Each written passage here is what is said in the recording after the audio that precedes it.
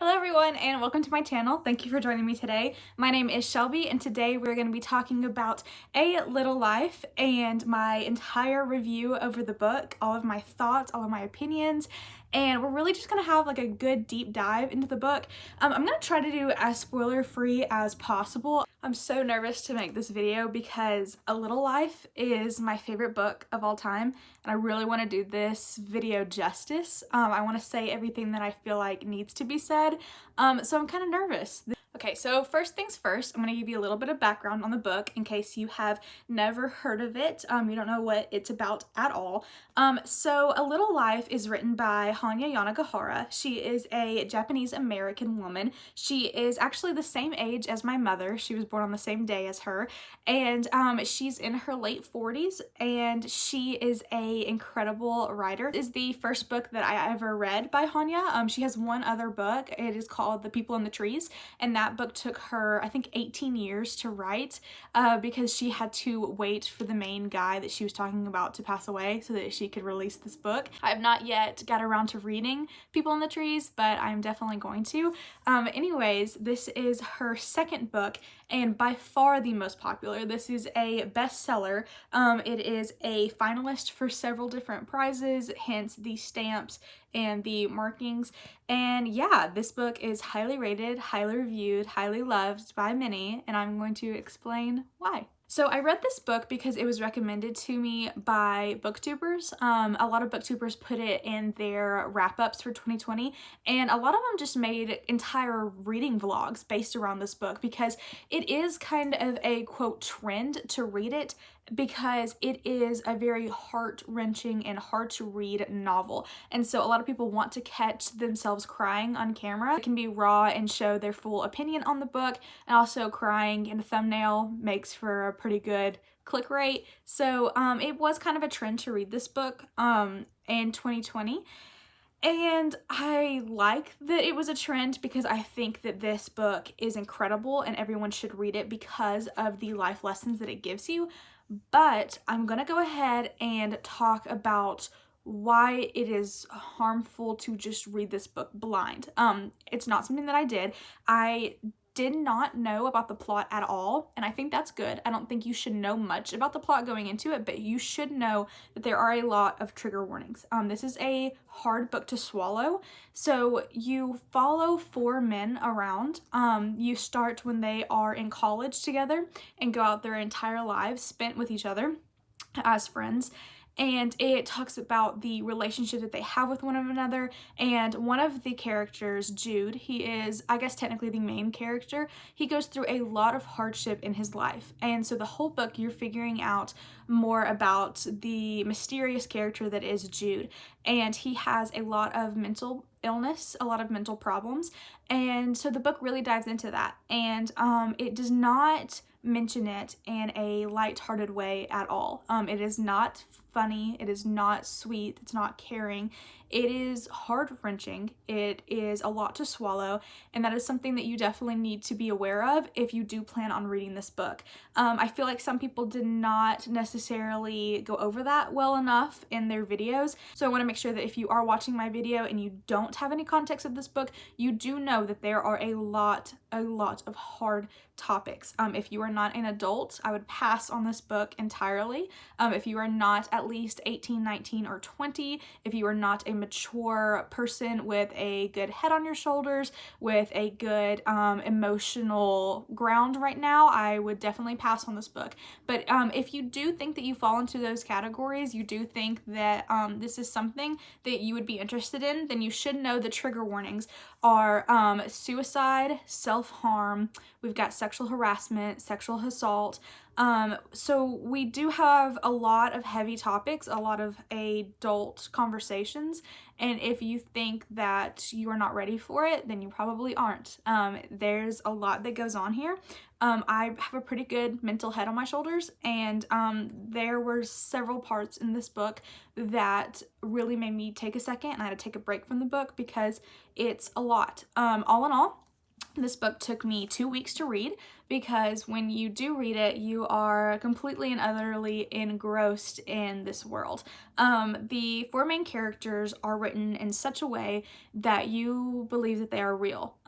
It talks about raw emotions, raw feelings, raw things that happened, and so you feel like you're reading a memoir instead of a fictional novel written by a woman who just came up with these characters. I never once felt like that was the case when reading this book, which is another reason why it is so hard to read if these triggers do affect you, because it doesn't feel like it's happening to a fictional person. You have to remind yourself several times when you're reading that this did not actually happen, this is not true, this is just a book, this is just something that Hanya wrote.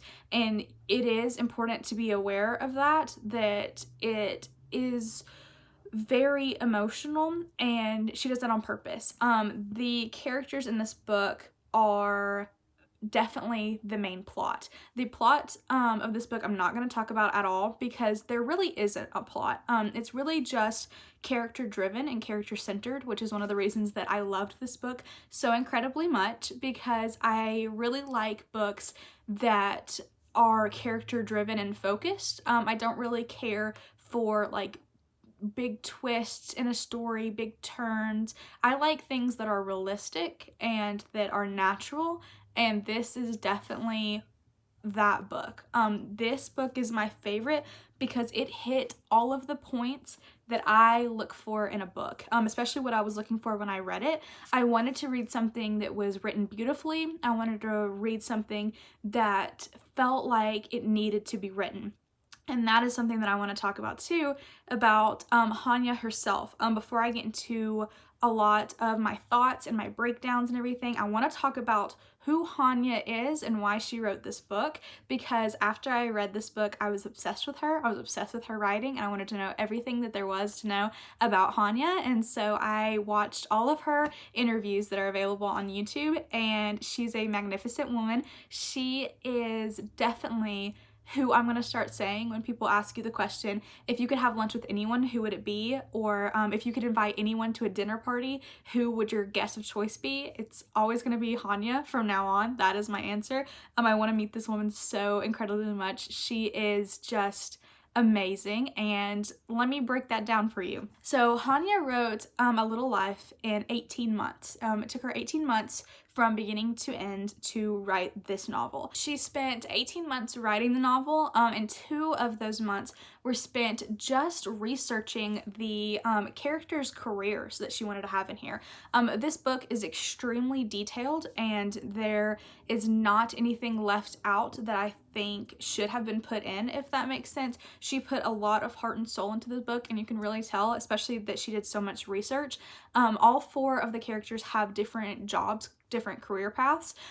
We've got some different worlds talked about as far as professionalism. So we've got the world of medicine talked about, the world of law, we have architect and art, and all of those things Hanya spent 2 months researching. So she did a lot of interviews with a lot of different people, and Jude specifically is really, really cool because we go through his specific journey through school and through his education, and then to his career and how he gets farther up in his career. And so for Jude specifically, Hanya talked to someone on every aspect of that level. She talked to someone as an undergraduate doing what Jude did. She talked to somebody who was in their master's program. She talked to somebody who was in their law program. And I'm trying not to give spoilers, but she did speak to someone in every aspect so that she can know what to write about, and so that it would be the most authentic and accurate representation of her characters as possible, which is another reason as to why these characters feel so incredibly real and so incredibly raw, because she knew what she was talking about, and it is very evident to see when you read this book, because it, again, does not feel fiction. It feels like a memoir, because just the way that Hanya wrote her characters is so fully fleshed and beautiful, and I loved every minute of it. So one of the reasons why this book is my top book of all time is because every single word in the novel is purposeful and thought out. Every sentence has a meaning. There are no filler paragraphs, filler words. There are nothing like that. This book is 800 and something pages. I think 814. Yeah, it's 814 pages, and every single page has meaning that you either are learning about the characters, or it gives you a glimpse into their past or into their future, or just who they are as people. And I really enjoy that because I hate reading books that I feel like just waste my time. I want to read something that is purposeful and I can take something from.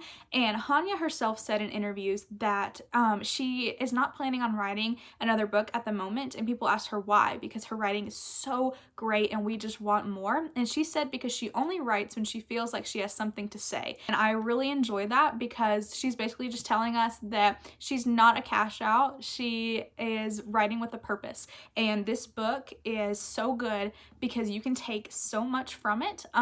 It really made me look at people in a way that I've not looked at people in a really long time.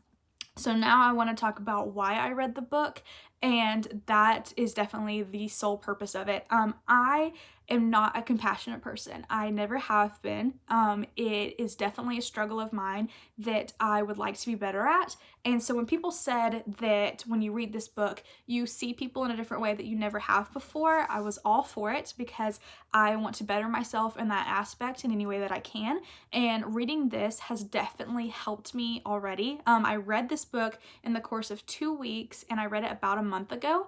And so the aftermath of reading the book, I can tell that I see people in a different light than I used to, because people have so many different layers that you might not see on the forefront. But if you start to learn more about people, you'll start to realize that they have a complex life just like you do. I know you think you're the main character of your story. I am terrible about that. I think that I am the main character. I am it. I am what the world revolves around, and that is not true. Everybody is their own main character, and everybody has their own depth and their own personal struggles, personal things that are going on. It's so hard to know that right now because of social media. We're getting such a pretty and perfect glimpse into everyone's life, and it really feels like nobody else has it as hard as you do. And books like this really put in perspective that that's not the case. You don't know everything about everyone, and it's so important to treat people so kindly and compassionately, because we really don't know what's going on with them. Anything that's going on with you could be going on with them 10 times fold. So I think it's a really important book because it definitely does serve a purpose in mental illness and mental health and just being kind and compassionate, because it is hard to notice that you are not the only person in the world sometimes. And this book really put that in perspective to me and broke me down in the best way possible. So yeah, with that being said, this is an extremely serious book. And there are points that are funny. There are points where I giggled or laughed out loud.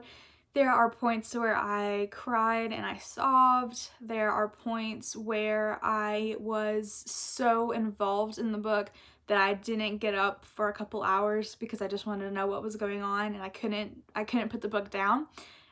So now that I've talked about her writing, I want to talk about my thoughts on the book as a whole. So we've already covered the grounds that Hanya is a brilliant writer and that there's a lot to gain from this book, and I just want to share what I gained from the book. So this book is extremely thin. The pages are almost like the Bible in the sense that they are so thin.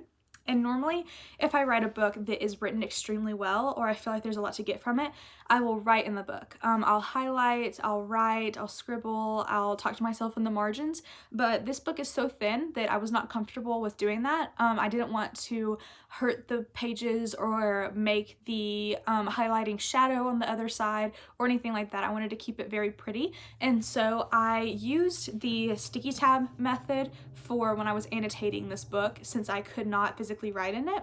I want to explain what these tabs are, just in case you didn't see my February wrap up.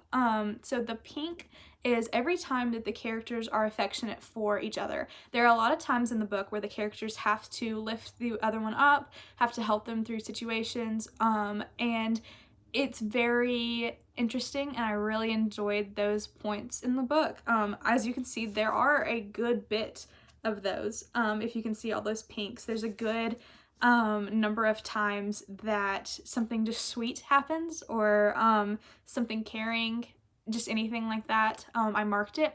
And I want to say too, I didn't mark every single time something like that happened. I marked the times that I thought I would want to reference back to. So that's why I have my tabs, so that if I remembered something that I tabbed, I could go back to it very easily.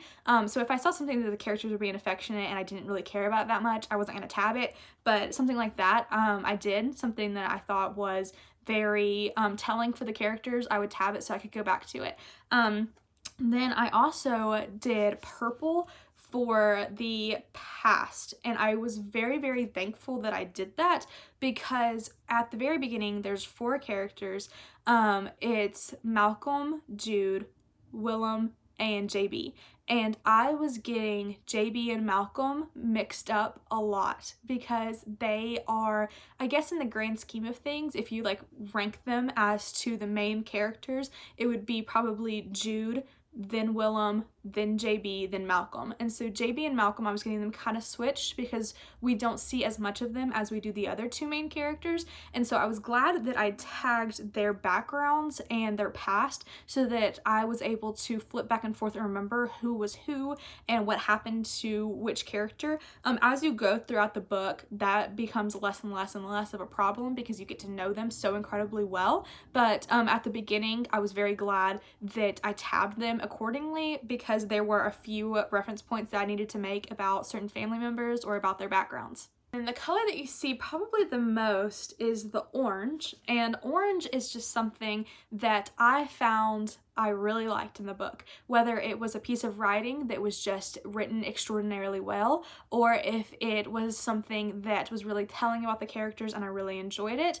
Just anything that I really found interesting and I liked a lot, I tabbed, so I could be able to go back, whether that, like I said, was a quote or a good paragraph or something that I just liked that the characters did for one another, whatever that was, I tabbed it. And as you can see, there was a lot of points in this book that I really enjoyed. And then the last color we've got is blue. The blue ones I wanted to tab when something extraordinarily sad happened.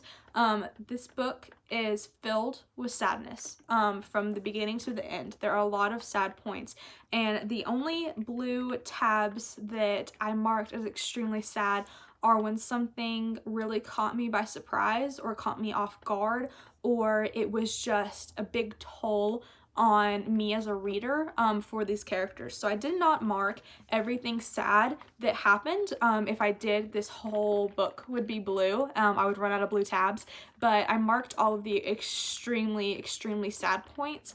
One of them I think I can point out now. Yep, right here. Just this tab specifically was when I sobbed like a little baby. So halfway through the book, I cried and cried and cried. And it's really funny because when I'm looking at the tabs, especially the blue ones, I can kind of just know where each big section of the book falls. And it's just such a good book because it leaves me like so speechless, if that makes sense. Just like thinking about this book and thinking about the characters really makes me emotional in such a good way. It's such a good book, and just talking about it makes me want to start it all over again, even though I'm not going to because I have a challenge to finish. But it's incredible. It's so good. I've never felt this way about any writing before ever. My favorite book before this was Faulkner's As I Lie Dying. I really like William Faulkner, and I like that book a lot because every single line means something. Everything's well thought out. But this book takes that to like a whole new level because of how big it is and how much is going on. It's just incredible. I recommend it to absolutely everyone who thinks that they can handle it. it is a must read. It is definitely a bucket list thing that I would recommend you jot down, because it just really changes the way that I view people in the best way. Also, one of my favorite things about the book is a point of view switch. It only happens a couple chapters. There are not many times that the point of view switches. Most of the time it's in third person, and we can see the characters from the outside, but also from the inside, so we can hear their thoughts, but we can hear like all of their thoughts, if that makes sense. I know that there's a word for that. I'll have to look it up of what perspective I'm thinking of.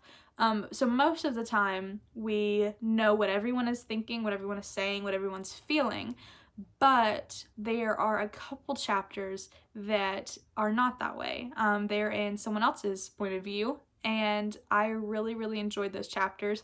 And I was wondering why Hanya did that, like why she changed it, because there's only, I think, 2 points in the book where that happens. And in her interviews, she said that it was because the things that are happening to the 4 main characters are too close to home, and they are not good narrators anymore, because they are just, because their judgment is so foggy on the situation. They are not trustworthy narrators, and so she switched the point of view to someone else who could recite what happened in a much more trustworthy way. And I thought that was absolutely brilliant, because there are some points where, let's say Jude, for an example, since he's the main character, there are some points that he is mainly being focused on, and for the most part he's a trustworthy narrator, but there are a few things that happen that someone else has to take over, and those points are very strange at first because I didn't understand, but now after I finish the book and I know what happens in the end, I thought it was beautiful, and it made me emotionally wrecked even more than would be if Jude was just the main narrator through the whole thing. So like I said, Hanya was very dedicated to this book, and you can tell it was her baby, it was her passion project for a while, and I really respect that. I also just realized that I didn't even tell you, I have this book on me for forever. I've got a little tattoo. I just got it on Saturday. Today is Wednesday. I took off the second skin yesterday, so she's healing. She's here.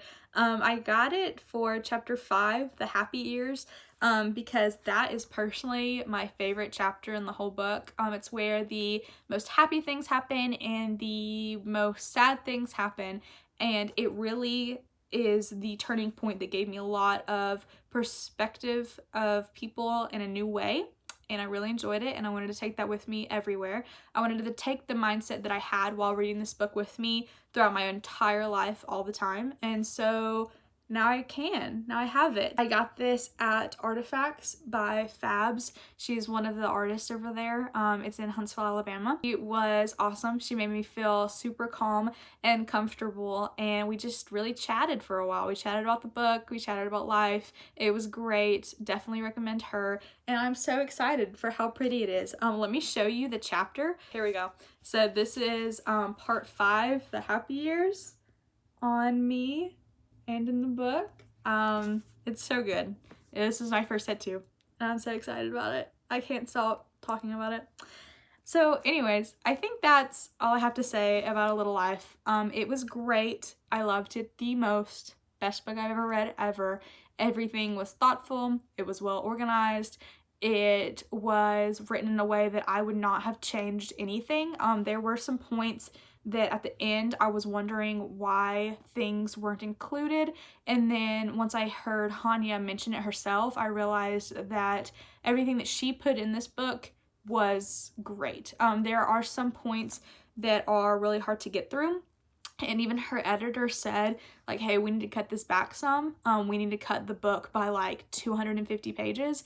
And she said, okay, tell me what points you want me to cut and I'll cut them. And he could not point out what he wanted to cut because everything is so symbolic and everything is extremely important in the long run. And so I really enjoyed reading this. I was thoroughly pleased from beginning to end, and I will probably never stop talking about it ever. I was talking about this book when I was reading it to everyone I knew. I was telling everyone about the characters and about the journey that I was feeling when I was with them, because when you're reading this book, you forget that you're a person and you are just completely focused on the characters. One of the people who was interviewing Hanya even said that themselves. They said that when they read this book, they were having a hard time controlling when was real life and when was their life. And at one point she gasped out loud because of a point, and then she realized that she was a person reading this book and not actually these characters. And I love that quote. I talked about it in my last video too, but I love that so much because it explains so well how you feel when you're reading this book, because you just feel like these people are real and you feel like you are part of their story. And I love it. I recommend it. I hope that I did not ramble too much in this video. It's just a lot to say without any spoilers too. I'm proud of myself for that too, that I didn't say any spoilers, because I definitely didn't want to be one of those people, because I, like I said, knew nothing about the book going into it, and I did not want to sway anyone else from having that same experience. So this was definitely a hard video to film, but I hope you enjoyed it. I hope that you gained something from it, or if you read it, I hope that you also agree. I hope that if you haven't read it and you think that you're up for it, that you give it a shot, because it is beautiful and amazing and everybody should read it in their lifetime. And yeah, that is all I have to say. I hope you enjoyed this video. Again, I've already said that a million times. I hope to see you in the next one. The next video is probably going to be about my reading habits. I talk about that for a while, like the way I annotate and things like that. So if you're interested in that, you could subscribe so that you don't miss out. And yeah, I think I'm gonna let y'all go. I appreciate you for sticking around. Thank you so much for watching. Bye guys.